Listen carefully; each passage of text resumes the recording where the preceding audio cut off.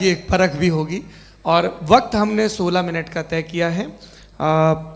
پہلا سوال آپ پوچھنا چاہیں گے؟ جی بالکل. پہلے بولے بھی آپ مائک لے لیجیے گا ہاتھ میں. یہ نیچے سے ہونا چاہیے. جی میں بولتا ہوں. یہ دائس ہٹا سکتے ہیں کیا ہم تھوڑا کوئکلی؟ دائس پیچھے کر دیجئے بس تھوڑا سا ہے تاکہ یہ جو دائیں بائیں لوگ بیٹھے ہیں اسے ہٹا ہی دیجیے. اب ہم وہاں تو جانے والے نہیں. آرام سے آرام سے دونوں طرف سے ہٹا دیجیے.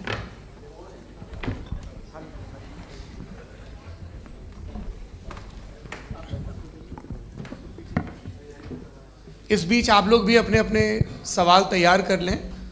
یہ دھیان رکھیں گے کہ میں یہاں سے سوال لوں گا, آپ لوگوں کو اپنا ہاتھ اوپر کرنا ہے, اپنا نام بتانا ہے اور ادھکتم 3 واکیوں میں اپنا سوال پورا کرنا ہے. کئی لوگ سوال کی جگہ بھاشن دینے لگتے ہیں, اس سے آج بچنا ہے. جی مفتی صاحب پہلا سوال آپ کا. 16 منٹ ہیں, ہم دونوں لوگوں کے سوال لیں گے. جی بہت شکریہ. آپ کی جو ابھی بات ہوئی بہت اہم تھی, میں اس کو چاہوں گا کہ آگے ڈسکس کروں, لیکن چونکہ ابھی وہ سیگمنٹ ہے کراس ایگزامینیشن, تو سب سے پہلا سوال آپ سے یہ ہے کہ جو میں اتنی دیر سے کنٹینجنسی آرگیومنٹ آپ کو بتا رہا تھا, یہ عقل سے ہی بتا رہا تھا حضرت, آپ یہ بتائیں کہ آپ انفینٹ ریگریس آف کازز کو پاسبل مانتے ہیں یا نیسیسری بینگ کے ایگزسٹنس کو صحیح سمجھتے ہیں, چونکہ 2 ہی آپشن ہو سکتا ہے. آپ یہ بتائیں.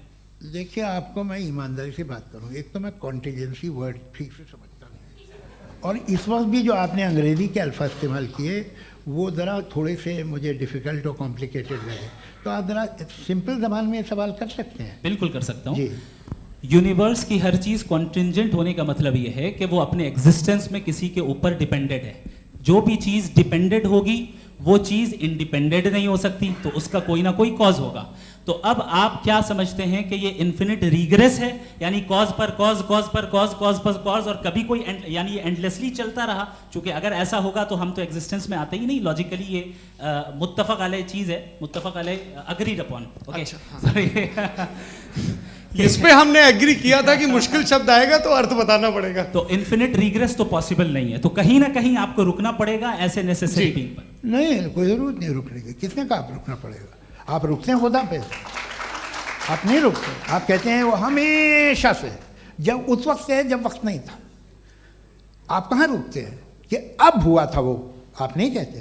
ہم کیوں نہیں مان سکتے کہ یونیورس جو ہے اور بلکہ ملٹی ورسز جو ہے وہ ہمیشہ سے ہیں, وہ بنتی ہیں, بگڑتی ہیں. ایک ہمارے یہاں ایک چیز ہے بلیک ہول, وہ سمیٹ لیتا ہے واپس, پھر بلاسٹ ہوتا ہے, پھر پھیل جاتا ہے.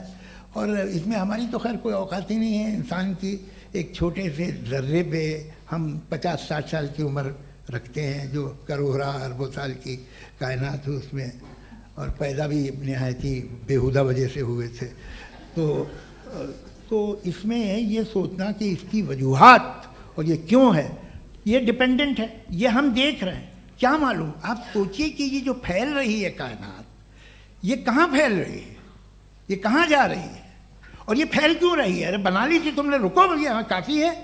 یہ پھیل کیوں رہی ہے؟ اور کون سی کائنات جسے میں دوربین سے دیکھتا ہوں تو 2 بلین لائٹ ایئر پہ ہے, اس سے میرا کوئی واسطہ ہی نہیں ہے. 2 بلین ایئر یعنی اگر میں 80,000 مائلز پر سیکنڈ سے چلوں تو 20 کروڑ سال میں وہاں پہنچ جاؤں گا. اس کی ضرورت کیا تھی؟ یہ دنیا, یہ کائنات تو انسان اشرف المخلوقات کے لیے بنائی گئی نا. تو یہ سب یہ ٹرم سمجھ میں نہیں آیا. اس میں کوئی خاص سمجھنے والی بات تھی بھی نہیں.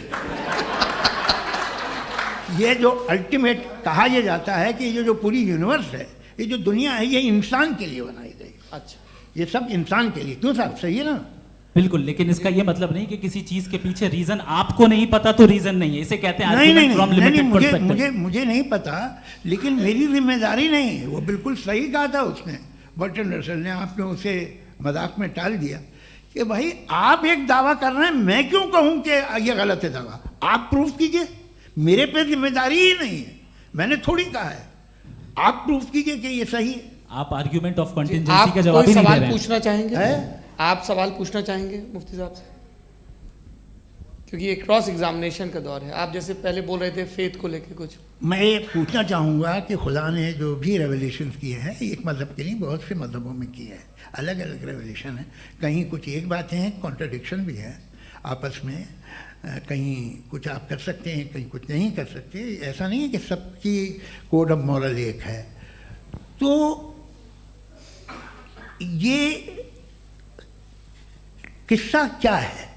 اب آپ یہ دیکھیے کہ مجھے کبھی کبھی لگتا ہے کہ یہ جو فٹ بال فائنل ہوتا ہے, لاکھوں لوگ ہوتے ہیں, پھر وہ ٹی وی کور کر لی کروڑوں لوگ, اگر اس میں خدا کی ایک بومی آواز آ جاتی, میں گاڈ ہوں, تو سارے لوگ ابھی سن لیتے اور ٹی وی پہ بھی سن لیتے, قصہ ختم ہوتا. یہ اتنی رازداری کیا ہے کہ تم سامنے کچھ تو ثبوت دے دو ہمیں سالڈ. یہ کہہ رہا صاحب یہ یونیورس کیسے بنی, اس سے مسئلہ کیا حل ہوگا؟ میں پوچھوں گا آپ سے خدا کیسے بنا, کیوں نہیں پوچھوں گا کیسے بنا؟ بلکہ وہ تو کائنات سے کہیں زیادہ انٹیلیجنٹ ہے, کائنات سے کہیں زیادہ کمپلیٹ. جی وہ ہمیشہ سے ہے, آپ کہیں گے میں مان لوں گا. اچھا دویم وہ قادر المطلق, یعنی قادر مطلق کا مطلب اومنی پوٹنٹ, وہ جو چاہے کر سکتا ہے. آپ کو نوکری دلوا سکتا ہے, آپ کی اچھی جگہ شادی کروا سکتا ہے, آپ کے پڑوسی کا مقدمہ ہروا سکتا ہے, آپ کو جتا سکتا ہے, سب کام کرتا ہے. تھوڑا سا مائک کلوز. وہ اس دنیا کو چلا کیسے رہا ہے؟ یہ دنیا کیسے چل رہی ہے؟ آپ کو اس پہ حیرت نہیں ہوتی؟ یا قیامت کے بعد کبھی ایک جسٹس ہوگا, جب یہ بچہ مر چکا ہوگا جس کی دھجیاں اڑ گئی بم سے, اس کو انصاف ملے گا تب. اچھا اب جواب دوں. ہاں دیجیے. میں وہی اسی لیے آپ کی طرف. سب سے پہلے آپ نے ریویلیشن اور اسکرپچرز کی بات کی, اس پہ میں بات کر سکتا ہوں لیکن آج نہیں کروں گا چونکہ وقت کم ہے, کبھی اور اس پہ ڈسکس کریں گے. میں تیار ہوں اس پہ بھی بات کرنے کے لیے. یہ ابھی سے راؤنڈ 2 کی بھومکا طے ہو رہی ہے. Does God exist round 2. جی چونکہ آج گاڈ کے ایگزسٹنس پہ بات ہے تو میں اسی کے ریلیٹڈ جو ہے آپ کے سوالات کو انٹرٹین بھی کروں گا اور میں بھی پوچھوں گا. آپ نے کہا کہ آپ نے ثابت ہی نہیں کیا, جبکہ آرگیومنٹ آف کانٹینجنسی بنیادی آرگیومنٹ ہے. آپ مجھے کانٹینجنسی کا مطلب بتائیے, آپ کا مطلب کیا کانٹینجنسی؟ کانٹینجنسی کا مطلب یہ ہوا کہ ہر وہ وجود جو کسی بھی چیز کا پابند ہے, ہر وہ وجود یا ہر وہ چیز جو اپنے ایگزسٹنس میں کسی بھی چیز کے پابند ہے اور اس سے باؤنڈ ہے, اس کو اس کی ضرورت ہے, اس پر ڈپینڈ کرتی ہے, تو ظاہر سی بات ہے کہ اس کا کوئی نہ کوئی کاز ہوتا ہے. یہ تو عقل کی بات ہے. یہ آپ ریزننگ کی بات کرتے ہیں, میں وہی کر رہا ہوں. دوسری چیز آپ نے یہ بات کہی کہ اتنے بلین لائٹ ایئرز دور ہے, اس کا میرا کیا لینا دینا. پھر میرے خیال سے آپ کو یہ نہیں کہنا چاہیے I think there for I am N atheist. آپ کو سوچنا چاہیے, صرف آپ ایک لمیٹڈ دائرے میں رہ کر نہیں سوچیں بلکہ باہر نکل کر سوچیں. آپ نے تیسرا سوال کیا, آپ نے 2-3 سوال ایک ساتھ. ایسی باتیں نہ کیجیے, کچھ لوگوں کو اعتراض ہو جائے گا آپ پہ کہ آپ کچھ بھی سوچیں. یہ اجازت آپ کو ہے نہیں, مجھے ہے.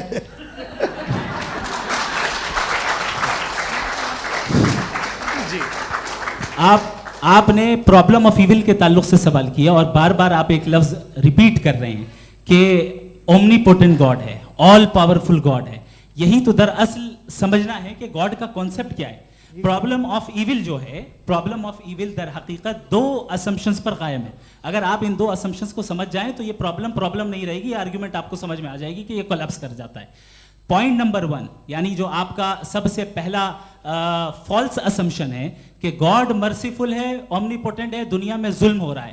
لیکن آپ کو یہ سمجھنا چاہیے کہ ہمارے ورلڈ ویو کے مطابق گاڈ صرف اومنی پوٹنٹ اور صرف مرسیفل نہیں ہے, بلکہ وہ آل وائز بھی ہے اور وہ آل نوئنگ بھی ہے. اس کے ہر کام کے پیچھے حکمت اور وزڈم ہے. یہ کوئی ضروری نہیں ہے کہ وہ حکمت اور وزڈم آپ کو سمجھ میں آئے یا مجھے سمجھ میں آئے. اگر آپ جو سمجھ رہے ہیں اس کے مطابق آپ فیصلہ کر رہے ہیں, یہ لمیٹڈ پرسپیکٹو سے آرگیومنٹ ہے. اور اس چیز کو ہم اپنی دنیا میں, اپنے لائف میں, ڈیلی لائف میں اس پرنسپل کو ایکسیپٹ کرتے ہیں. ہم جب کسی ڈاکٹر کے پاس جاتے ہیں, ڈاکٹر کے پاس جا کر وہ اگر اس نے ہمیں کوئی دوائی دی ہے تو ہم یہ تو نہیں کہتے کہ جب تک آپ کے پاس جتنا نالج اور جتنا وزڈم نہیں ہے آپ نے کیوں یہ دوائی دی ہے, تب تک ہم اس چیز کو ایکسیپٹ نہیں کریں گے.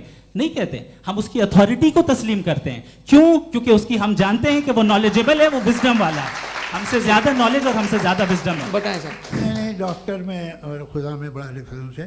ڈاکٹر پڑھا لکھا ہوتا ہے ایک, تو میں اس کی بات سنوں گا. دوم یہ نہیں کچھ جواب تو یہ بھی نہیں ہے سر آپ پلیز بھی آ جائیے، اگر چلیے۔ سب آڈینس سے بولنے لگیں گے تو پھر مطلب نہیں سویلائز بحث کا. مطلب آپ یہ کہیں کہ چونکہ آپ ڈاکٹر پہ بلیو کرتے ہیں اس لیے خدا پہ بلیو کیے، کیا یہ مثال آپ کو سمجھانے کے لیے آرگیومنٹ ہے، اس پہ آپ کو اعتراض نہیں ہے.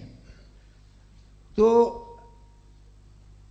سمپل بات یہ ہے کہ میں اگر یہ یقین کر لوں کہ ایک اومنی پٹنٹ اس کی مصلحت ہے، یہ جو بچے مر رہے ہیں یہ مصلحت ہے اس کی، مجھے نہیں چاہیے اس مصلحت، اس کی مصلحت نہیں، یہی تو سمجھنا ہے.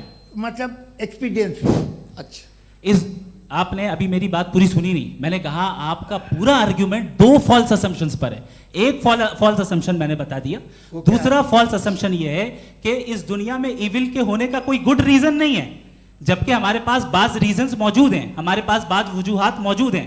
اگر اس دنیا میں ایول نہ ہو تو آپ گڈ کو ڈیفائن کیسے کریں گے؟ اگر ظلم نہ ہو آپ انصاف کو سمجھیں گے کیسے؟ اگر تاریکی نہ ہو تو آپ لائٹ کو سمجھیں گے کیسے؟ بہت اچھا. ابھی اور سن لیں، ابھی اور باقی ہے. یہ تو بات بہت پسند آئی صاحب مجھے کہ جب تک ریپ نہ ہو تب تک عورتوں کی عزت کا خیال آپ نے میرا جواب پورا سنا ہی نہیں. جب تک کہ بچوں کا قتل نہ کیا جائے تب تک آپ کو بچوں کی معصومیت کی عزت. آپ نے پورا جواب سنا ہی کیا نہیں. بات ہے، کیا آپ نے نکتہ نکالا؟ آپ نے پورا جواب سنا ہی نہیں. آپ سن لیں، میری بات سن لیں. یہ میں نے آپ کو ایک چیز بتائی. دوسری چیز، اس دنیا میں ہم آئے ہیں ٹیسٹ کے لیے، ہمارا ٹیسٹ ہو رہا ہے اور ہر انسان کا الگ الگ انداز میں ٹیسٹ ہوتا ہے. اور اس دنیا میں اگر ایول موجود ہے تو وہ ایول ذریعہ ہے ہمارے اندر ہیومن نوبل کوالٹیز کو ڈیولپ کرنے کا اور الگ الگ فیلڈ میں پروگریس کرنے کا. اور اگر ہمارے اندر اور اس دنیا میں ایول نہیں ہوتا تو بتائیے ٹیسٹ کا مطلب کیا ہوتا؟ اگر میں اپنے اسٹوڈنٹ کو MCQs دوں اور اس میں صرف رائٹ آنسر لکھ کر دے دوں اور کہوں تمہارا ٹیسٹ ہو گیا، یہ میننگ لیس ہے. اس دنیا میں اگر ہم ٹیسٹ کے لیے آئے ہیں تو ظاہر ہے گڈ اینڈ ایول دونوں موجود ہے. تو اگر گڈ اینڈ ایول دونوں موجود ہے تو یہ ایول بھی خدا کا بنایا ہوا ہے. جی ہاں، خدا کا بنایا ہوا ہے. لیکن اچھا چلو اچھی بات. جی بالکل تو بالکل خدا نے بنایا. ابھی تو یہ ہے کہ جو میجورٹی ہے دنیا میں وہ ایول ہے، تو یہ خدا ایکچولی ایول کے سائڈ پہ لگ رہا ہے مجھے. بالکل بھی میں بتا میجورٹی میں تو وہ ہیں. کیا بات کر رہے ہیں بھائی آپ؟ میں بہت کوئی بھی جو منصف ہوگا، چاہے آپ کا اپنا گھر ہو جس کے آپ سب سے بڑے ہیں، چاہے آپ کی آرگنائزیشن ہو جو آپ چلاتے ہیں، وہاں پر آپ ایول رکھیں گے ثابت کرنے کو کہ باقی لوگ شریف ہیں. میری بات سن کیا لیں. یہ آرگیومنٹ ہی غلط ہے اگر کہ جب تک کہ کوئی ایول نہیں ہوگا تب تک کہ شریف آدمی شریف نہیں لگے گا؟ اگر ایگزامینر غلط آپشن دے رہا ہے تو ایگزامینر ایول نہیں ہو گیا. جو غلط آپشن کو سلیکٹ کر رہا ہے وہ فیل ہوگا. کریٹر نے ایول کو بنایا ہے لیکن وہ ایول نہیں ہے. اچھا سنیے میری بات. لیٹ می کمپلیٹ سر. جی جی. کریٹر نے ایول کو بنایا ہے ٹیسٹ کے لیے، وہ ایول نہیں ہے. ایول وہ ہوگا جو اسے اختیار کرے گا. چھری کو بنانے والا غلط نہیں ہوتا ہے، چھری کا غلط استعمال کرنے والا غلط ہوتا ہے.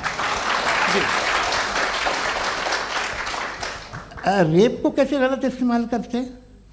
ریپ انسان کے فری ول کا نتیجہ ہے.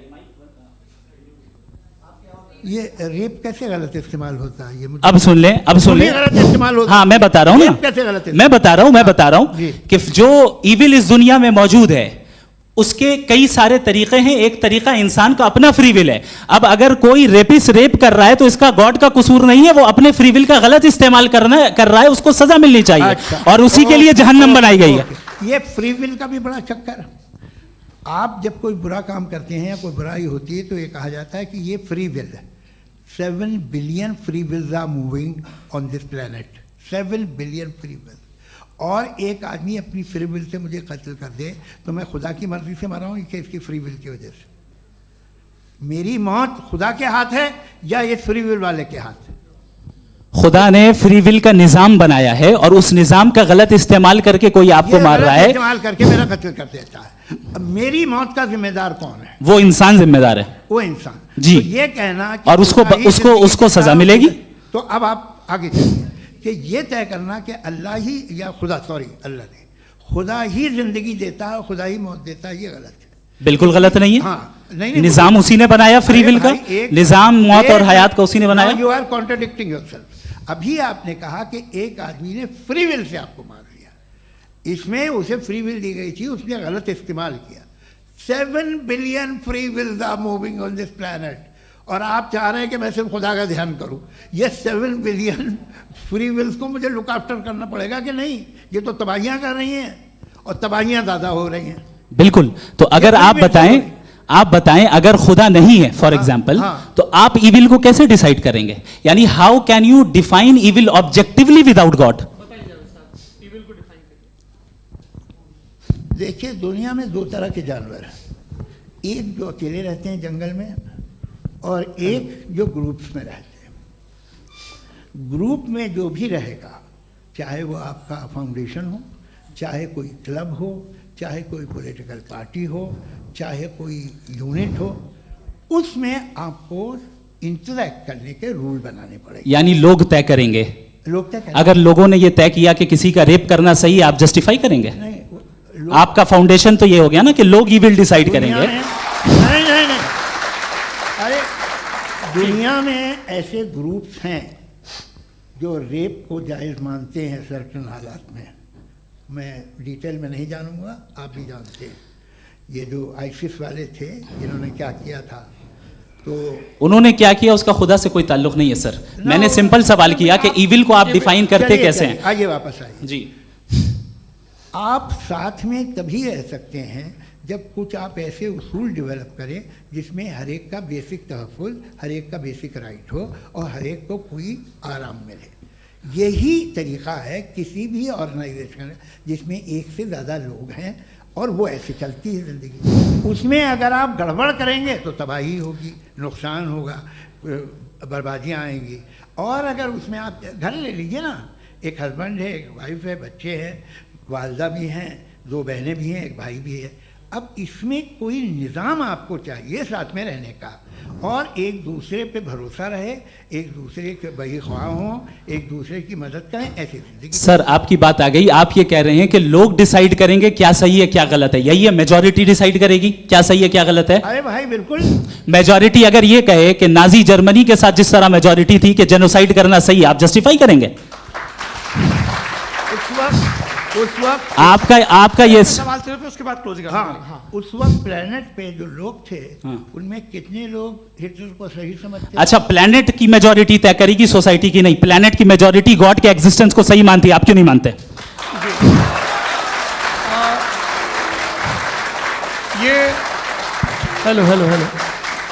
یہ کراس کوشچن کا راؤنڈ یہاں پر سماپت ہوتا ہے, اور یہ بڑا اچھا ہے کہ اس طرح سے فریگمنٹ کر دیا گیا ہے تاکہ جو مرکری اوپر جا رہا ہے نیچے جواب دے دوں. جی, پلانٹ کی زیادہ تر میجورٹی کچھ دوسرے مذہبوں کے خدا کو مانتی ہے.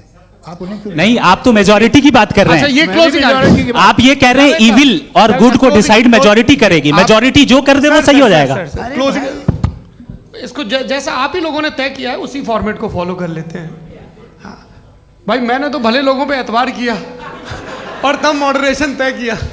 جی, آپ کے پاس 5 منٹ کا وقت ہے, کلوزنگ آرگیومنٹ ہے, اس کے بعد ہم آڈینس سے کوشچن آنسر لیں گے جاوید صاحب کی کلوزنگ آرگیومنٹ کے بعد. اوکے, بہت شکریہ. جی, ہمارا جو ٹاپک ہے ڈز گاڈ ایگزسٹ, میں اس پہ اتنے اکیڈمک تیاری کر کے آیا تھا. مجھے تھا کہ میں نے سوچا تھا کہ کئی سارے میں آرگیومنٹس دوں گا, لیکن وقت کی بھی قلت اور جاوید صاحب بار بار ادھر ادھر چلے جا رہے تھے تو اس کو بھی تھوڑا انٹرٹین کرنا پڑ گیا. ڈز گاڈ ایگزسٹ پہ میں ایک ہی آرگیومنٹ دے پایا. آرگیومنٹس بہت ہیں اور ڈیفینیٹو آرگیومنٹس ہیں, اور میرے آرگیومنٹ کو کسی ایک راؤنڈ میں بھی انہوں نے انٹرٹین نہیں کیا اور ریفیوٹ نہیں کیا. ایک راؤنڈ میں بھی نہیں, ایک راؤنڈ میں بھی نہیں. اور نہ ہی ابھی آپ کا کلوزنگ آرگیومنٹ آئے نہیں, وہ بتا دینا. آرگیومنٹ آف کنٹینجنسی سر. ارے میں آپ سے کئی بار کہہ چکا ہوں کنٹینجنسی کا مطلب اب میں کیسے سمجھاؤں آپ کو, اور کتنے آسانی سے سمجھاؤں میں, مجھے تو نہیں سمجھ میں آ رہا ہے. آپ اپنی آرگیومنٹ آف کنٹینجنسی اردو میں بول سکتے ہیں. ہاں, آپ اپنی بات پوری کر لیں. جی, آخری 4 منٹ. دوسری چیز, just a minute please ma'am, can I talk. دوسری چیز یہ ہے کہ آپ نے ایک تو اس کا جواب نہیں دیا, دوسرا آپ نے گاڈ کے نہ ہونے پر کوئی ڈیفینیٹو آرگیومنٹ نہیں دیا, صرف مذہب پہ بات کر رہے ہیں آپ. مذہب تو آج ہمارا ٹاپک ہی نہیں تھا. آج تو ہمارا ٹاپک ہو, آپ مذہب سے لے کر آئی ایس تک چلے گئے. بھائی ہمارا کیا تعلق ہے اس سے؟ وی کنڈیم دیم. اور اس کا گاڈ سے کیا تعلق ہے؟ اگر کوئی غلط کام کر رہا ہے, کسی نے کسی کو قتل کیا, کسی نے کسی کا ریپ کیا, اس کو سزا ملنی چاہیے. اور آپ کے پاس कोई भी rational strong foundation of morality नहीं है। आपने कहा कि मेजॉरिटी तय करेगी सोसाइटी की, वो सही होगा। मैंने कहा हिटलर को फिर आप सही कहेंगे, नहीं, प्लैनेट की सोसाइटी की मेजॉरिटी तय करेगी। तो प्लैनेट की मेजॉरिटी गॉड के एग्जिस्टेंस को मानती है, आप कह रहे हैं ये रिलीजियस है। तो यानी आपके पास कोई स्ट्रॉन्ग फाउंडेशन नहीं है ऑब्जेक्टिव मोरालिटी का। ऑब्जेक्टिव मोरालिटी का अगर कोई फाउंडेशन है तो वो सिर्फ गॉड है, गॉड है, गॉड है। थैंक यू जी। ये मुफ्ती शमाइल नदवी साहब का क्लोजिंग आर्ग्यूमेंट था। अब हमारे पास जी जी ये बड़ा अच्छा है कि दोनों लोगों को मॉडरेटर से शिकायत भी और बोल रहे भाई हमारी शाबाशी भी तो करते चलो। अब मेरी बात जी, आपके पास जावेद अख्तर साहब 5 मिनट का वक्त है। ये आपका क्लोजिंग आर्ग्यूमेंट है, टाइम रीसेट कर दें जी। देखिए, बहुत सारी बातें हैं। गॉड का डेफिनेशन दुनिया के किसी भी रिलीजन में है कि वो ओमनीपोटेंट है, ओमनीप्रेजेंट है, he is just, he is kind, he loves you and so on. मैं जब दुनिया देखता हूँ तो मुझे कोई ऐसा सुप्रीम पावर यहाँ दिखाई नहीं देती है जो इंसान की बहबूदी के लिए कुछ कर रही हो, कमज़ोर को बचा रही हो, मदद कर रही हो, जालिम को पीछे हटा रही हो। मैं नहीं देखा, तारीख़ में नहीं। एक तो अगर है और ये देख रहा है तमाशा, तो उसका होना न होना बराबर है। दोयम ये कि ये जो है, जब आप ये कहते हैं कि कायनात जिसकी कंटिजेंसी ये है, मैं देखिए वो लफ्ज़ इस्तेमाल किया मैं, तो ये कैसे हो सकती है भाई? और फ़ौरन आप सरेंडर कर देते हैं कि जाहिर है कि इसका बनाने वाला तो इससे 10,000 गुना ज़्यादा कॉम्प्लिकेटेड होगा। उस पर आपके होने पे कोई इतराज़ नहीं है। उसे वो टाइमलेस है, वो पहले से था, टाइम तो बहुत बाद में आया। ये सब आप मानने को तैयार है जिसका आपके पास कोई सबूत नहीं, आपके पास कोई रीज़न नहीं है। आपकी तारीख क्या है मज़हब होगी, बिलीफ की, जो खुदाओं का बिलीफ है, ये कॉन्स्टेंटली गलत साबित होता रहा है। मतलब आप कहें कि अरिस्टोटल के ज़माने में तो सब जाहिल थे, वो भी इतने ही यकीन से खुदा पे यकीन रखते थे, जो अब नहीं रहा। ये भी नहीं रहेगा, आप लिख लीजिए। और इसके आसार आपको दुनिया में दिखाई देना शुरू हो चुके हैं। ये बहस क्या आज से 100 साल पहले इस तरह हो सकती थी? यहाँ तक तो आपको हम ले आए हैं। तो सर अरे इनको मदद की ज़रूरत नहीं भाई, ये सेल्फ सफिशिएंट आदमी है, आप क्यों इनकी मदद कर रहे हैं? Sir please. तो ये जो है तमाम बातें अपनी जगह हैं। ये एक पैकेज है। आप अकेले, कोई आदमी ऐसा नहीं जो सिर्फ गॉड को मानता हो, उसके साथ बहुत पैराफर्नेलिया आता है, अलग अलग पैराफर्नेलिया आते हैं। They have always created chaos in the society. मैं तो आपको सीधा ऑफर देता हूँ कि दुनिया में 10 इम्पॉर्टेंट बिलीव्स हैं। आप एक मानते हैं, 9 नहीं मानते, 9 में आप एथियस्ट हैं, 9 को आप बिल्कुल रीजनेबली मेरी तरह देखते हैं। तो 90 मजहबी आदमी भी 90% एथियस्ट है, वो दूसरे खुदा नहीं मानता, एक खुदा मानता है अपना वाला, बाकियों को कहता है गलत है। अगर आप मानना ही बंद कर दें तो आपका 10% चांस है कि आप सही हैं और 90% चांस है कि आप गलत हैं। मेरा मशवरा है, आप मानना छोड़ दिए तो 50% चांस होगा कि आप सही हैं और 50% चांस होगा, 40% आप गेन करेंगे बाय बिकमिंग एन एथियस्ट।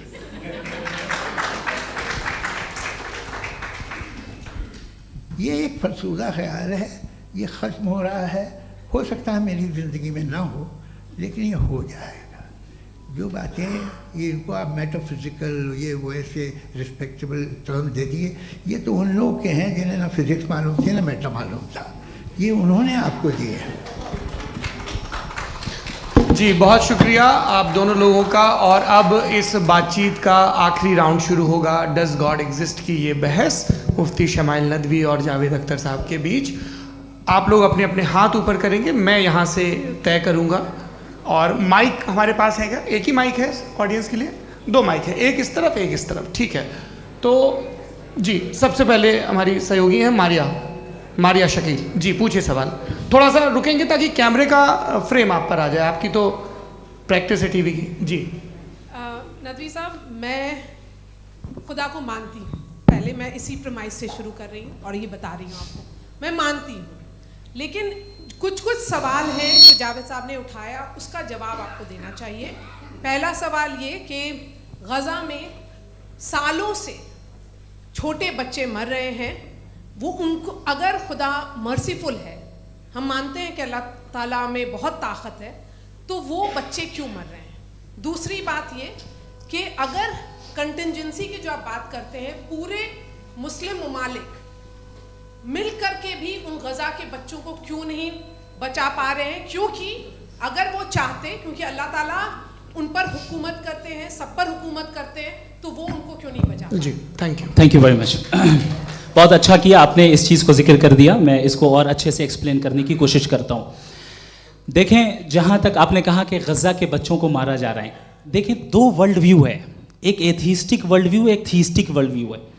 بچے مر رہے ہیں دونوں ورلڈ ویو میں, لیکن ہمارا ورلڈ ویو کہہ رہا ہے کہ ریکمپنس ہے, یہ کہہ رہے ہیں کہ ان کا مرنا بیکار جانے والا ہے, کوئی اس کا ریکمپنس نہیں ہے, چونکہ ان کے یہاں آخرت اور اللہ کا کوئی تصور یا گاڈ کا کوئی تصور نہیں ہے. آپ نے یہ سوال کیا کہ گاڈ مرسیفل ہے, کیوں نہیں روکتا؟ یہ میں نے بتایا کہ یہ مسکنسیپشن ہے لوگوں کے درمیان کہ گاڈ کو صرف مرسیفل اور اومنیپوٹنٹ سمجھتے ہیں. گاڈ کے صرف یہی دو ایٹریبیوٹس نہیں ہیں, گاڈ کے کئی سارے ایٹریبیوٹس ہیں, ان میں سے الحکیم بھی ہے, ان میں سے آل وائز بھی ہے, آل نوئنگ بھی ہے. لہٰذا اگر اس دنیا میں کسی کو تکلیف آ رہی ہے اور گاڈ اس کو نہیں روک رہا ہے, وہ اس لیے نہیں روک رہا ہے چونکہ انسانوں کو فری ول دیا گیا ہے. ٹھیک اسی طریقے سے اگر ایک ڈاکٹر کسی چھوٹے بچے کو انجیکشن لگا رہا ہے, اسے تکلیف پہنچ رہی ہے, اس کے لمیٹڈ پرسپیکٹو کے اعتبار سے یہ غلط ہو رہا ہے اور ڈاکٹر برا ہے. لیکن جب آپ براڈر پکچر کو دیکھیں گی, آپ کے اور ہمارے پاس صرف ایک پکسل ہے, ہمیں اتنا نظر آ رہا ہے کہ غزہ میں قتل ہو رہا ہے, لیکن اس کے پیچھے کتنا ریکمپنس ان کو ملنے والا ہے, پورا پکچر گاڈ کے پاس ہے. تو ایک پکسل سے آپ پورے پکچر کو کبھی بھی جج نہیں کر سکتی. آپ اس میں کچھ جوڑنا چاہیں گے؟ آپ کو کچھ بولنا ہے اس میں؟ بھائی آپ نے بہت اچھا جسٹیفیکیشن دیا, یا آپ وہ جو وہاں کے پرائم منسٹر اسرائیل کے انہیں بھیجیے, وہ بہت خوش ہوں گے. آپ جسٹیفیکیشن دے دیں نا کہ اگر گاڈ نہیں ہے تو بچے کیوں مر رہے ہیں, آپ بتائیں. وہ یہ سوال پوچھ رہے ہیں کہ اگر آپ ایشور کا استتو نہیں مانتے ہیں تو ان بچوں کی موت کو آپ کیسے انٹرپریٹ کرتے ہیں؟ بھائی یہ دنیا جو ہے, جو طاقتور لوگ ہوتے ہیں وہ ایک ناانصافی کرتے ہیں. تو یہ اچھا کام ہے آپ کے نزدیک, تو نیچر ناانصافی پہ مبنی ہے. ارے میرے بھائی, آپ نیچر کی کہاں بات کر رہے ہیں, تو انسان کی بات. تو پھر جب میں انسان کی بات کر رہا تھا آپ نیچر کی بات کرنے لگ گئے. کراس ایگزامینیشن نہیں. ہاں اب آپ مجھے بولنے نہیں دیں گے تو الگ بات ہے, آپ بولیے, میں مجھے کوئی چیز جی نہیں, یہ کراس ایگزامینیشن مجھے بول تو لینے دیجیے. جی بولیے. کیا بات یہ ہے کہ ہیومن سوسائٹی تبھی ساتھ میں رہ سکتی ہے جب وہ محبت سے, ایکتا سے, ایک دوسرے کے احترام کر کے رہے. اس کے علاوہ پاسبل نہیں ہے, اکیلے تو انسان رہ نہیں سکتا. وہاں پر کچھ لوگ ہیں جو فاؤل کرتے ہیں, وہ فاؤل ہمیشہ سے تاریخ میں ہوتا آیا ہے. آج یہ ہو رہا ہے, جو ہو رہا ہے بہت برا ہو رہا ہے, بہت ظالمانہ ہے, بہت جابرانہ ہے. اس کو آپ کہیں کہ یہ بچوں کو کمپنسیشن مل جائے گا یا اس کی انجیکشن ہے, انجیکشن تو ہیلتھ کے لیے دیا جاتا ہے. آپ یہ کہہ رہے ہیں کہ یہ بچوں کی جو دھجیاں اڑ رہی ہیں یہ انجیکشن ہے, یہ ٹیسٹ ہے, یہ ٹیسٹ ہے, اور اس ٹیسٹ میں ان کو ایسا ریکمپنس ملے گا جو آپ کے تصور کے باہر ہے. یہ آپ 3 برس کے بچے کو بارود سے اڑا کے ٹیسٹ لے رہے ہیں. واہ, وہ نہیں لے رہا ہے, خدا نہیں اڑا رہا ہے, اسرائیل اڑا رہا ہے. جی, یہ اس کو کنڈم کریں. اگلا سوال لیتے ہیں پروفیسر پرشوتم اگروال. مفتی صاحب, ایک نویدن آپ سے ہے کہ کم سے کم تھوڑا سا مائک کلوز ایک ریلیجیس اور فلاسفیکل کر رہے میں پلیز, ایک ریلیجیس اور فلاسفیکل ٹریڈیشن ہے جو برہمانڈ کو یعنی یونیورس کو ہی انتم مانتی ہے. سروم کھلو ادم برہمم, دس از چھاندوگیہ Upanishad, and it completely rules out the existence اور نیسیسٹی, آپ کے شبدوں میں necessity of a creator. The creation it self is the creator. تو ایک منٹ پلیز. دوسرا جو سوال آپ نے ابھی جو آپ بار بار کہہ رہے ہیں کہ بھگوان ودوان بھی ہے, وائز, سب جاننے والا, تو اگر وزڈم میں دنیا بھر کے پاپوں اور اتیاچاروں کو برداشت کرنا شامل ہے تو پھر اس کا مطلب یہ ہوا کہ اگر میں فری ول سے اس کو اپوز کرتا ہوں تو ایشور کی وزڈم اور میری فری ول میں کنٹراڈکشن ہے. Because when I am opposing whatever is happening in Gaza, then I am opposing the God's will اور God's wisdom. جواب لیتے ہیں کیونکہ تو گاڈ کی وزڈم میں, ایک منٹ سر پلیز سر, یہ ایک جملہ, گاڈ کی وزڈم ہے کہ گاجا میں جو کچھ ہو رہا ہے وہ ہو رہا ہے, میں اس کو اپوز کر رہا ہوں تو میں گاڈ کی وزڈم کے خلاف جا رہا ہوں. ایک سوال. दूसरा ये नहीं आपने दो ऑलरेडी कि एक सर आप और सवाल कर लें, लेकिन मुझे दो जवाब दे सर, दें। सर, पहले आपने ये कहा, सुनिए मेरी बात सुनिए। भाई इजराइल के गॉड के मुताबिक तुम्हारा ठीक हो रहा है ना? नहीं हो रहा है, ठीक नहीं हो रहा है, मैं बता रहा हूँ क्या हो रहा है। आप तशरीफ रखिए, मैं बता रहा हूँ क्या हो रहा है। Let me complete please. एक सेकंड गाइस, एक सेकंड। ये देखिए ऐसा है कि ये सब बड़ा आपस में विचार विमर्श के बाद ये तय हुआ था कि कुछ नियम बना लिए जाएं ताकि एक टाइम बाउंड बातचीत चले। और भाई साहब आप बड़ा ज़रूरी काम कर रहे हैं, लेकिन कैमरे के फ्रेम में आके उस काम को गड़बड़ कर दे रहे हैं। ठीक है गुरु, अब मेरे को कहीं का गुस्सा कहीं निकालना था, सॉरी। नहीं कोई गुस्सा नहीं है जी। तो प्रोफेसर ने सवाल पूछे, आप उनके जवाब दें, और थोड़ा ये सब लोग थोड़ा ख्याल रखें भाई, सवाल संक्षिप्त रखें जी। आपने दो सवाल किए। सबसे पहला ये कहा कि हमारे पास ये कॉन्सेप्ट है कि ये यूनिवर्स खुद नेसेसरी बीइंग है, creation itself is the creator. How irrational is this कि मैं एग्जिस्ट करूंगा बाद में, लेकिन अभी एग्जिस्ट कर भी रहा हूं, यानी एक ही टाइम में एग्जिस्ट भी कर रहे हैं, नहीं भी कर रहे हैं। This is not true. दूसरी चीज आपने कहा कि अगर इजराइल में सॉरी माफ कीजिएगा, Israel doesn't exist, occupied Palestine में अगर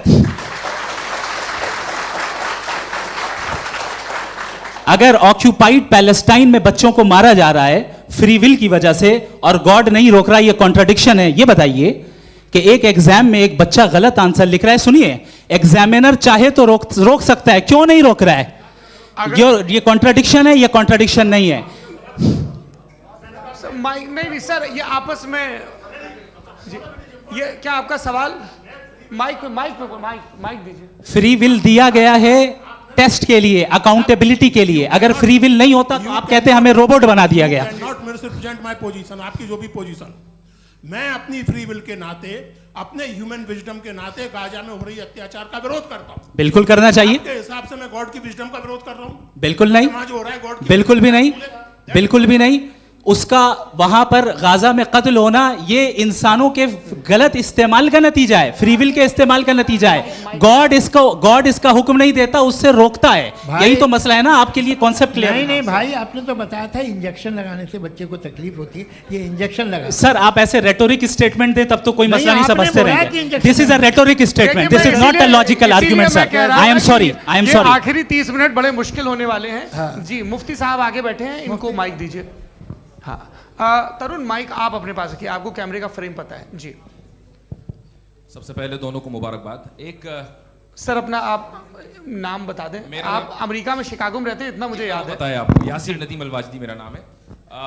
जावेद सर आपसे एक क्वेश्चन है इन्फिनिट रिग्रेस के ताल्लुक से। एक हाइपोथेटिकल सिनेरियो है, मसलन अगर आप सर माइक थोड़ा सा प्लीज क्लोज रखिए जी।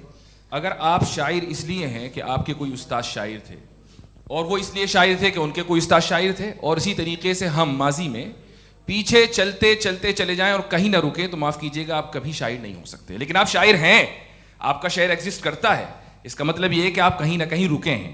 तो मेरा सवाल ये है कि क्या आप इन्फिनिट रिग्रेस ऑफ कॉजेस को लॉजिकल फैलेसी मानते हैं या नहीं मानते? हाँ या ना? मैं इन्हें लॉजिकल फैलेसी नहीं मानता हूँ, लेकिन मेरा प्रॉब्लम यह है कि जब मैं नहीं मानता हूँ तो I will continue with this logic जो फैलेसी नहीं हो। आप एक जगह रुक जाते हैं जाके, आप कहते हैं ये गेंद कैसे बनी, ये जजीरा कैसे बना, ये समंदर कैसे बना, ये ज़मीन कैसे बनी, और अचानक गॉड पे जाके आपको ब्रेक लग जाता है। एक बार आप सवाल नहीं करते कि भाई इनको बनाने वाला तो इनसे भी कॉम्प्लिकेटेड होगा, वो कैसे बना, उसके बारे में आपने इत्मीनान कर लिया, वो हमेशा से है। तो अगर आप उसे हमेशा से मानते हैं तो फिर ये मान लीजिए कि कायनात हमेशा से है, क्या तकलीफ? फिर हम वजूद में नहीं आते जी है? हम मौजूद नहीं। अच्छा सर क्यों नहीं हो सकते? मैं बताऊंगा प्लीज। जैसे मैंने मिसाल दी आपके शेर, आपका शेर कभी वजूद में ना आता अगर शायर इसी तरह चलते रहते हमेशा जी। माइक मेरे ख्याल से एक सेकंड, इन्फिनिट रिग्रेस का कॉन्सेप्ट क्लियर नहीं हो पाया, ऐसे रहने दें, लेट्स मूव ऑन सर। ठीक है। हाँ थोड़ा सा मॉडरेटर का भी ख्याल रखें। नहीं आपने तो रखा है, आपने रखा है। यहाँ पे गौहर रजा साहब हैं, वो भी एक सवाल पूछना चाहते हैं। माइक नीचे से ऑन कर दिए नीचे। पहले तो ये कह दूं कि मैं उन बच्चों से शर्मिंदा हूं जिनको गज़ा में कत्ल किया गया, क्योंकि हमारे होते हुए कत्ल किया गया। लेकिन उससे ज़्यादा शर्मिंदगी इस बात से हुई कि मुझे लगा कि मुफ्ती साहब उसको जस्टिफाई कर रहे हैं। بالکل بھی نہیں, آپ بہت ہی غلط مجھے بات لگا میں غلط ہو سکتا ہوں. بالکل غلط میں ہے. سوال پوچھ رہا ہوں, سوال میں دیکھیے سوال اگر پوچھ رہا ہوں. ایک سیکنڈ, میں جاوید بھائی سے ڈس ایگری کرتا ہوں. ایک سیکنڈ دیکھیے, اگر دیکھیے ایسا ایک سیکنڈ آپ سر ویٹ, ارے آپ کچھ میرے پہلے مجھے اپنی بات کہہ لینے دیجئے. اگر آڈینس طے کرے گی تو پھر ماڈریٹر کا مطلب نہیں. میرا آپ سب سے یہ کہنا ہے, یہ بحث دو لوگوں کے بیچ میں ہے, ایک طرف مفتی صاحب, ایک طرف جاوید صاحب. پچھلے 1.5 گھنٹے سے یہ لوگ اپنے اپنے ترک رکھ رہے ہیں. آپ کی ان سے اتفاقی ہو سکتی ہے, نا اتفاقی ہو سکتی ہے. میرے استاد مجھے سکھا گئے ہیں کہ مکھم میں اسہمتی کی گنجائش بچی رہنی چاہیے. اگر میں آپ کی بہت عزت کرتا ہوں گوہر صاحب, آپ نے جو کمال کی کتابیں لکھی ہیں سائنٹیفک ٹیمپرامنٹ, لیکن میری یہ گزارش ہے آپ سب سے کہ یدی آپ ان لوگوں نے جو بولا ان پہ ٹپڑیاں کریں گے تو نہ وقت کی پابندی رہے گی, نہ وہ انشاست. آپ سوال پوچھ لیں, اس سوال میں جو بات آ جائے وہ آ جائے. میں جاوید صاحب سے ڈس ایگری کرتا ہوں, اس لیے جاوید صاحب سے سوال پوچھ رہا ہوں. آپ کا سوال جاوید اختر صاحب سے, اور سوال یہ ہے میرا کہ جاوید صاحب نے کئی بار لاجک کا استعمال کیا کہ سائنس میں لاجک ہے اور ریلیجن میں لاجک نہیں ہے. میرا خیال یہ ہے کہ ریلیجن میں بھی لاجک ہے, لیکن اس لاجک کی بیسس یہ ہے کہ آپ رک جاتے ہیں, جس کا ذکر جاوید صاحب نے بار بار کیا. یعنی خدا کے تصور پہ آتے ہوئے, گاڈ کے تصور پہ آتے ہوئے رک جاتے ہیں. اور اس میں سوال پوچھنا مطلب فاربیڈن ہوتا ہے. سوال یہ ہے کہ کیا جاوید صاحب اس سے اگری کرتے ہیں کہ سائنس کی لاجک الگ ہے اور ریلیجن کی لاجک الگ ہے؟ بتائیے سر. دیکھیے 3 چیزیں ہیں. سائنس ہے, ایک ہے منطق ہے, استدلال ہے, اور ایک جو ہے کچھ بھی نہیں ہے, فیتھ ہے, عقیدہ ہے. میں عقیدے کی لاجک کا قائل نہیں ہوں. مجھے آپ استدلال سے, لاجک سے, ریزن سے سمجھائیے, میں ماننے کو تیار ہوں, میرا کیا نقصان ہوگا. لیکن یہ کہ عقیدے پہ میں نہیں جا سکتا ہوں. عقیدے کا مطلب ہے کہ تم یہ مان لو, سوال نہ کرو, یہ نہیں. آپ ساری باتیں کر کے, بڑی سائنٹیفک باتیں کر کے ایک جگہ جا کے خدا کے حدود پہ رک جاتے ہیں, سرنڈر کر دیتے ہیں. میں سرنڈر کرنے کو تیار نہیں. That's all. جی, یہ آگے سر بیٹھے ہوئے ہیں, ان کو مائک دیجیے. بھائی وہ آپ پوچھنا چاہ رہے تھے نا بھائی؟ ہاں, نہیں میں تھینک یو. جی, آپ کا نام؟ عاصم افتخار. آصف جی, پوچھیں. سر جاوید سر سے سوال ہے کہ آپ نے اپنے مائک تھوڑا قریب ہے. اپنے کلوزنگ اسٹیٹمنٹ میں یہ بات کہی تھی کہ مذہب کا جو فیوچر ہے وہ زیادہ دن نہیں جانے والا ہے. لیکن میں دیکھ پا رہا ہوں کہ جو آکسفورڈ یونیورسٹی کی ایک اسٹڈی ہے 2011 میں ہوئی ہے, جس کے 50 اکیڈمیشنس نے اس کو انجام دیا تھا, اس میں وہ یہ کہتے ہیں کہ جو فیتھ ان گاڈ ہے وہ ان بلٹ ہے ہیومن نیچر کے اندر, جس کو ہم کہتے ہیں فطرت کے اندر شامل ہے وہ. اور وہ یہ کہتے ہیں کہ اگر کوئی یہ سمجھتا ہے کہ مذہب کو وہ ختم کر دے گا تو یہ اس کی غلط فہمی ہے. تو آپ اس کے بارے میں, اس اسٹڈیز کے بارے میں کیا کہتے ہیں؟ ٹھیک ہے, میں ان سے ایگری نہیں کرتا ہوں. وہ کون سے پروفیسر ہوں گے, ایسا ان کے پاس ڈیٹا ہے, انہوں نے ڈیٹا کے بیس ہوگا. ڈیٹا کیا ہو سکتا ہے؟ فیوچر کا ڈیٹا تو نہیں ہو سکتا نا ان کے پاس. پریزنٹ کا ڈیٹا ہو سکتا ہے. ڈیٹا آپ نے سنا 100 سال پہلے کا بعد کا ڈیٹا؟ میں نے تو نہیں سنا آج تک. تو آج ان کی یہ رائے ہے اور ہوگی رائے, ٹھیک ہے. دنیا میں طرح طرح کی رائے ہیں لوگ, لیکن میں سمجھتا ہوں کہ وقت کے ساتھ انسان زیادہ سے زیادہ ریزنیبل اور لاجیکل ہوتا جا رہا ہے. آج آپ دیکھیے ویسٹرن یورپ میں کیا پرسنٹیج ہے نان بلیورس کی, بہت ہائی. وہاں چرچ خالی پڑے ہوتے ہیں. تو الٹیمیٹلی تو انسان کوئی ایسی بات بہت عرصے تک نہیں مان سکے گا, چاہے غلط یا صحیح, جو اسے اس کے دماغ کو, اس کے ذہن کو, اس کی لاجک کو اپیل نہ کرے. وہ کہہ رہے ہیں تو آکسفورڈ کے ہوں گے, تو کیمبرج کے ہوں گے, تو مجھے کیا لینا دینا. ان کا ڈیٹا مستقبل کا نہیں ہو سکتا ہے. جی, دیپک. ہاں پوچھیں. میں آؤں گا, ابھی پیچھے کی سائڈ بھی آؤں گا, مائک وہیں بھیجوں گا 2-3 سوال کے لیے. جی جاوید صاحب, آپ سے سوال ہے. نمستے. ارے بھائی سر, اگر آپ ہی لوگ طے کرنا ہے تو پھر 200 لوگ طے کر لیں. یہ ایک صاحب نہیں سر, please don't do this sir. Sir every body has a right sir, but we can only take selected questions. سر یہ ینگ لوگ بھی ہیں تو ان کی یہ اب اتنے ینگ, بھائی آپ ینگ ہیں کہ نہیں ہیں؟ وہ کہہ رہے ہیں وہ بھی ینگ ہیں صاحب. آپ ان کی نوجوانی پر دعویٰ ان کو ہی کرنے تھے. ہاں مفتی صاحب آپ ینگ. ہاں پوچھیں. ارے بھیا سر میرا سوال یہ ہے, کچھ ان سے بھی تو پوچھو. جی नहीं, बस आपसे एक सवाल है. जैसे थीस्टों के पास अपने जो ईश्वर को मानते हैं उनके पास अपने सोशल गेट टुगेदर्स हैं. 5 रोज आज क्रिसमस आने वाला है, होली है, दिवाली है, ईद है. एथिस्ट क्या ऑफर कर रहे हैं? मतलब मैं इनकी दुकान से बोलूं मैं आना चाहता हूं उस तरफ, पर मैं अट्रैक्ट नहीं हो पा रहा हूं. मैं सोशल गेट टुगेदर्स क्या है आपके पास? वो ये कह रहे हैं कि जो धार्मिक लोग हैं, अलग अलग धर्म के लोग, उनके उत्सव त्योहार कॉन्ग्रेगेशन बहुत हैं. अब आपको मैं एक सुनाता हूँ, यहाँ हिस्टोरियन भी बैठे हैं. मृदुला जी आप बताइएगा सही है कि नहीं. ये एक कॉन्स्टेंटाइन एक ग्रीक रोमन बादशाह था जो क्रिश्चियनिटी आने के 400 साल बाद उसने डिसाइड किया कि मैं क्रिश्चियन हो जाऊंगा, मेरी पूरी स्टेट कैंसिल हो जाएगी. उस ज़माने में ऐसे ही होता था, राजा जो धर्म इख्तियार करता था वो जनता भी कर लेती थी. इसलिए कि वो हो गया था बैंकक्रप्ट, और उसे जो मेडिटेरियन कोस्ट के रिच क्रिश्चियन वो थे मर्चेंट, उससे पैसा चाहिए था. तो उसने कहा यार क्रिश्चियन हो जाओ.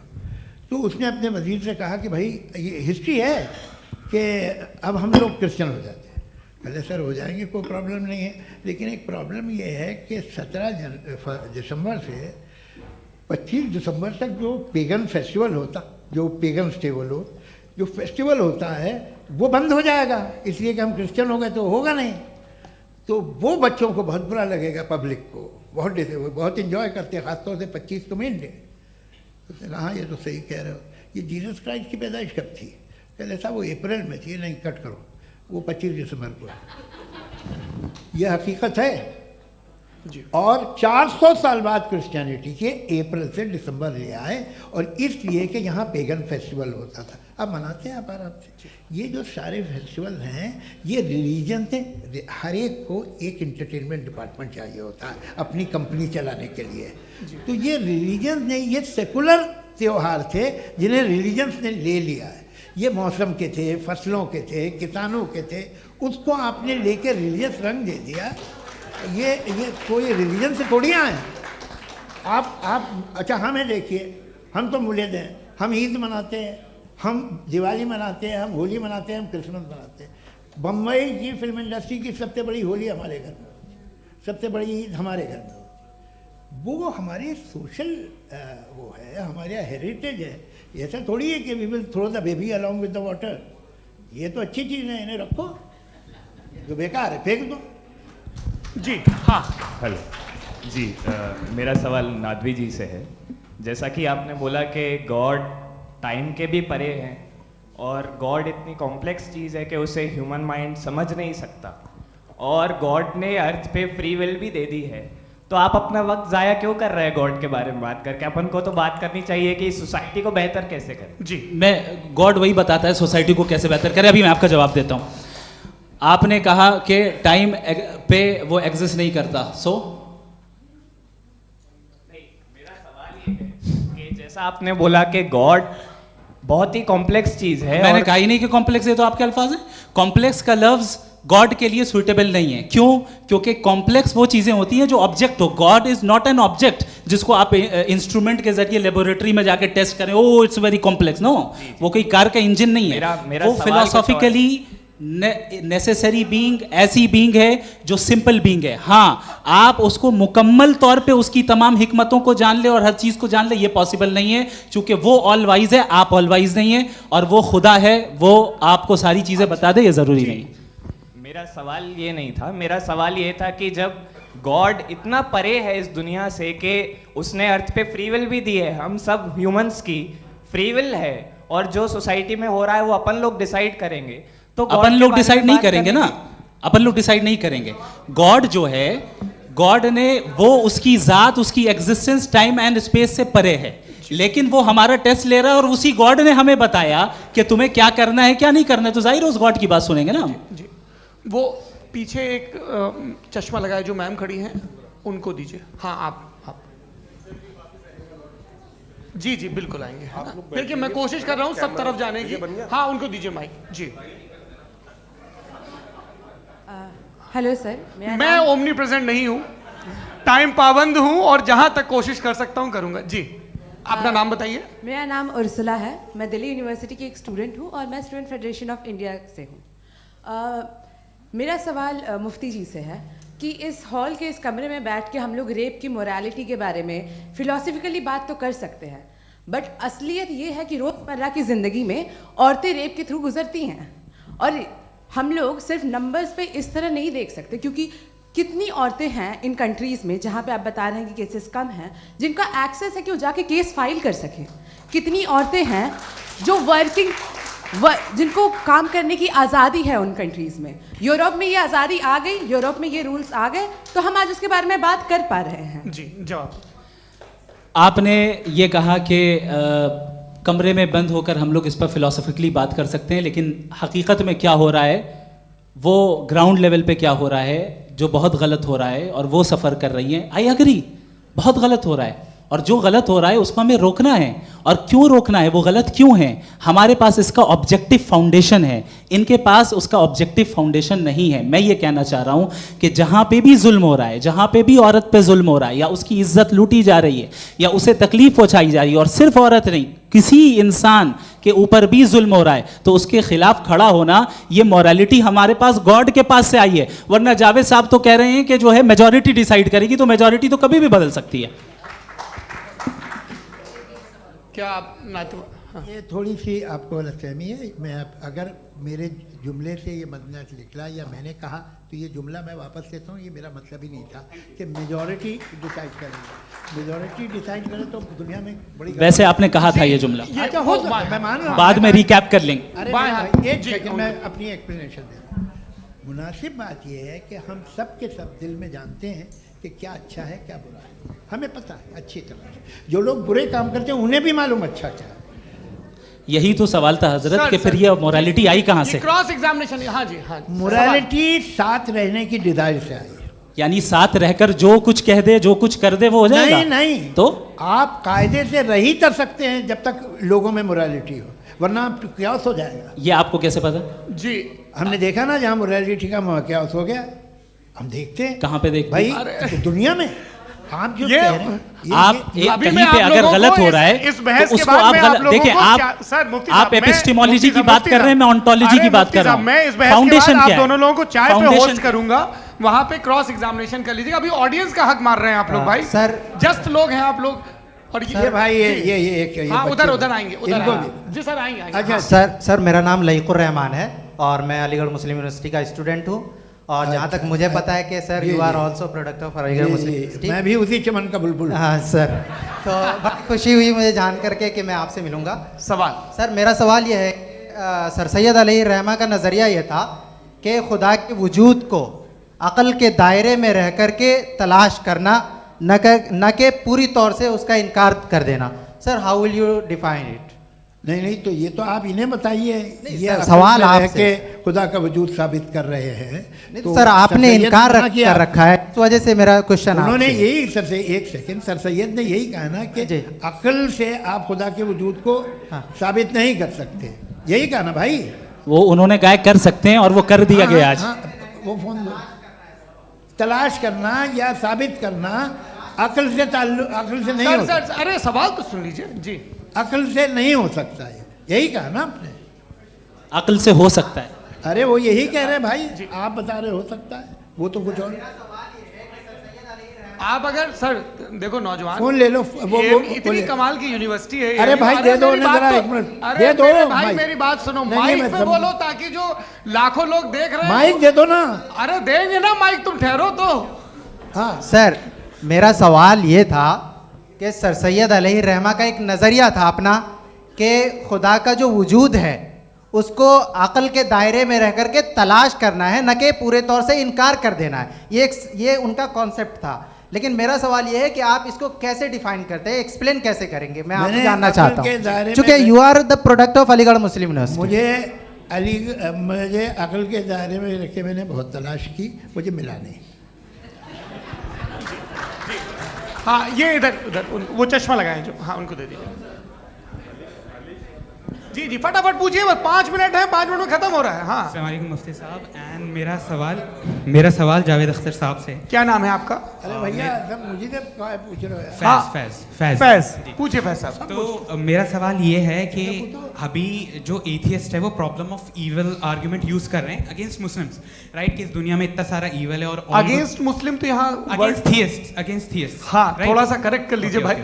पूरी मशक्कत ही इसी बात की थी कि किसी एक मजहब पे बात न टिके. जी.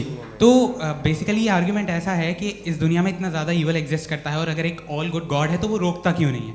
लेकिन इस सवाल में एक हिडन अजम्पशन ये है कि इस दुनिया में ईवल एग्जिस्ट करता है. अब एथियस्ट ये कैसे ऑन्टोलॉजिकली प्रूव कर सकते हैं कि इस दुनिया में ईवल एग्जिस्ट करता है? मैं आपको बताता हूँ, थोड़ा सा समझा. नहीं सर आप हम लोग इनको सुनने आए. नहीं please don't do that. I want to explain ontologically. नहीं हम समझ गए सर, इनको अब जवाब देने दीजिए. अच्छा सवाल पूछ लो. मैं अभी तक क्या था वो मैं थोड़ा सा ऐड ऑन कर लेता हूँ. तुम गुरु, तो हम जब इसका राउंड 13 करेंगे ना तब तुमको स्टेज पे बिठाएंगे. जी तो हाँ जल्दी से. तो देखिए एथियज्म के हिसाब से सब कुछ रैंडमली बन गया है, सब कुछ एटम्स और मॉलिक्यूल्स है. एक पत्थर में और मुझ में सिर्फ इतना फर्क है कि हम लोग एटम्स और मॉलिक्यूल्स का अलग अलग रीअरेंजमेंट है. अब एक पत्थर को कोई इंसान तलवार से 2 टुकड़ों में काट दे या मुझे, according to atheism it is same. There is no evil and good according to atheism. जी अच्छा फैज साहब का सवाल ये है कि हाँ कोशिश भी करते तो इससे गलत सवाल नहीं कर पाते. एक लाइफ फॉर्म है और लाइफ फॉर्म में फीलिंग्स हैं. मतलब लाइफ फॉर्म सुनता है, देखता है, टेस्ट कर सकता है, फील कर सकता है. तो उसकी ये जो क्वालिटी इस बबल में आ गई हैं वो जानवर में भी है, इंसान में भी है. तो जाहिर है कि उसे कोई तकलीफ पहुंचेगी, तो चूंकि उसके पास वो सेंसिटिविटी है तो मैं करेगा. पत्थर में वो सेंसिटिविटी नहीं है. तो ये क्या सवाल हुआ कि अगर पत्थर को काटा तो पत्थर को तकलीफ नहीं होती, तो आपको काटे तो आपको क्यों तकलीफ हो? बैठ जाइए. जी हाँ अगला सवाल. हाँ पूछे. जी जावेद अख्तर साहब. अरे भैया सब आप लोग मुफ्ती साहब को छोड़ रहे हैं, तो मेरे ही पीछे पड़े हैं क्या? फिर चलो बोलो भाई. You asked how God can exist when children die in Gaza. Huh? You asked how God can exist when children die in Gaza, and you also mentioned the rise of atheism in Europe. But the same events also are leading many atheists and non-believers to turn towards faith.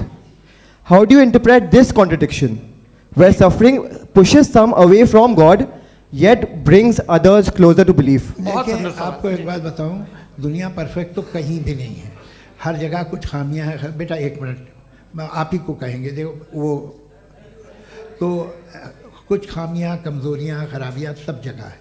लेकिन अगर देखोगे ईमानदारी से कि दुनिया सबसे ज़्यादा महज़ब कहाँ है, एक आम शहरी को कहाँ हुकूक हासिल हैं, वो बोल सकता है, अपनी मर्ज़ी से काम कर सकता है, अपनी मर्ज़ी से राय दे सकता है, हुकूमत के ख़िलाफ़ बोल सकता है, बरसरे इक़्तिदार लोगों के बारे में बोल सकता है, सरमायादारों के ख़िलाफ़ बोल सकता है. तो आपको ये स्कैंडिनेवियन कंट्रीज़ में मिलेगा, वेस्टर्न यूरोप में मिलेगा. मैं नहीं कह रहा वो परफेक्ट है, बिल्कुल नहीं. वहाँ बहुत ख़राबियाँ भी हैं, परफेक्ट तो कोई. लेकिन जिन मुल्कों में, लैटिन अमेरिका देखो, गल्फ देखो, वहाँ पर आपको ये ज़रूर है कि रेप नहीं होते होंगे. रेप की ज़रूरत क्या है भाई? उसको तो ख़रीद लो, घर में रखो. सड़क पर रेप करने की क्या ज़रूरत है? मगर सुनिए मगर हकीकत ये है कि वहाँ शख्सी आज़ादी राय देने की, बोलने की नहीं है. जी ये एक आखिरी सवाल मुफ्ती साहब से. हाँ मैम इनको माइक दीजिए. शुक्रिया. मेरा नाम मनीषा है, मैं हरियाणा से आई हूँ. मैं मुफ्ती साहब से एक बात पूछना चाहती हूँ. आप बार बार जावेद साहब को कॉन्ट्राडिक्ट तो कर रहे हैं कि आपने ये कहा, लेकिन आप भी अजम्पशंस के बेसिस पे बात कर रहे हैं. आपने खुदा के होने का कौन सा प्रूफ पेश किया है, खुदा की एग्जिस्टेंस का? अब इस सवाल को अलग रहने दीजिए, कौन एथीस्ट है कौन नहीं है. और दूसरी बात जो आपने एक छोटी सी कही थी कि ये फ्री विल का इस्तेमाल करता है इंसान अपनी, लेकिन इस फ्री विल का इस्तेमाल में मतलब खुदा ने ये दे दी सबको ये इजाज़त कि वो कितना घिनौनापन और कितने ज़्यादा ख़राब से ख़राब तरीके इस्तेमाल कर सकते हैं. जवाब सुनते जी. आप फ्री विल को मानती है ना, या अब कहती है कि फ्री विल नहीं है ना? मानती है ना? तो अब आपके पास इसका कोई एक्सप्लेनेशन नहीं है कि अगर एक इंसान उस फ्री विल का इस्तेमाल करके गलत काम कर रहा है और बच के अच्छी ज़िंदगी गुजार के निकल जा रहा है, उसका कोई रिकम्पेंस नहीं है. हमारे वर्ल्ड व्यू में जो इंसान गलत काम कर रहा है उसको भी रिकॉम्पेंस यानी उसका बुरा बदला मिलना है, और जो सही काम कर रहा है उसको सही बदला मिलना है। लिहाजा जो फ्री विल है वो इस तरीके से है कि एक लिमिटेड टाइम तक खुदा ने मोहलत दी है। ऐसा नहीं कि छूट दे दी, जो करना है करते रहो हमेशा। वक्त आएगा जब एग्जाम का टाइम खत्म होगा तब रिजल्ट आएगा, दौराने एग्जाम जबरदस्ती आपको नहीं बताया जाएगा। अरे भाई एक सेकंड, जी, एक सवाल मुफ्ती साहब से मेरा, सर, मुफ्ती साहब से जी, एक जी, सवाल। हाँ, मैम, एक रुक जाइए, आपसे फोन, आप इसके बाद पूछ आपसे लीजिएगा, माइक यहीं छीन रहेंगे चुका। वो, हाँ, बोलिए। मैं मुफ्ती मैम, साहब एक एक ही सेकंड। सवाल करता हूँ कि अगर जो हो रहा है फ्री विल से हो रहा है और एक दिन बरोज़ क़यामत इंसाफ होगा मैशर में वगैरह वगैरह, तो दुआ क्यों मांगते हैं लोग? दुआ मांगते हैं इसके मतलब है अभी भी उसने ये डिपार्टमेंट रखा है कि मैं रोज़मर्रा की ज़िंदगी में इंटरफेयर बिल्कुल कर बिल्कुल सकता हूं। He can. तो तुम कैन हो, तुम मुझे नौकरी दिला देते हो, मेरे बेटे को ग्रीन कार्ड दिला देते हो, और 45,000 बच्चे मरते उन्हें रोकते नहीं हो। नहीं तो क्या आप ये कह रहे हैं कि इस दुनिया में जालिमों को कभी पकड़ ही नहीं होती है? अरे जो भी पकड़ होगी वो बच्चे रोते हैं। बिल्कुल, देखिए वो मैंने औरतें अपने रोती हैं ओपनिंग जिनके स्टेटमेंट में यही कहा था आप कि मुझे जनाब नौकरी जावेद दिलवा साहब सिर्फ रहे हैं, इमोशनल मेरी आर्गुमेंट बेटी की जैसे दिस इज एन शादी इमोशनल करा रहे हैं। आर्गुमेंट। ये छोटे मोटे काम, इसके पीछे देवियों और इसके सज्जनों, पीछे का रीजन मैंने बताया क्या है, देखिए इसके मैं पीछे का बार-बार यहाँ विजडम क्या है पर मैंने बताया। मंच से आप लोगों को सज्जनों इसलिए कह रहा हूं ताकि थोड़ा सा आपके कॉन्शियंस पे जोर रहे कि आपको ऑर्डर बचा के रखना है। वक्त तय हुआ था, ये वक्त पूरा हुआ, आपने इतने धैर्यपूर्वक सुना, मैं आप सबका बहुत बहुत शुक्रगुजार हूं। यदि इन दोनों विद्वानों की इच्छा होगी तो कभी हम इस बातचीत का राउंड 2, राउंड 3, यही तो देखिए खूबी है इंसान की कि बहस मुबाहसे में वो पड़ा रहता है। आप लोगों ने बड़े धैर्य का परिचय दिया, बहुत बहुत शुक्रिया। इसी के साथ ये बातचीत यहाँ पे आप समाप्त लोग को होती है। मैं एक बात बता दूं, ये सारी बहस हो गई, अब मुफ्ती साहब और बड़े मुफ्ती साहब इन साथ के साथ मैं खाना खाने वाला हूँ।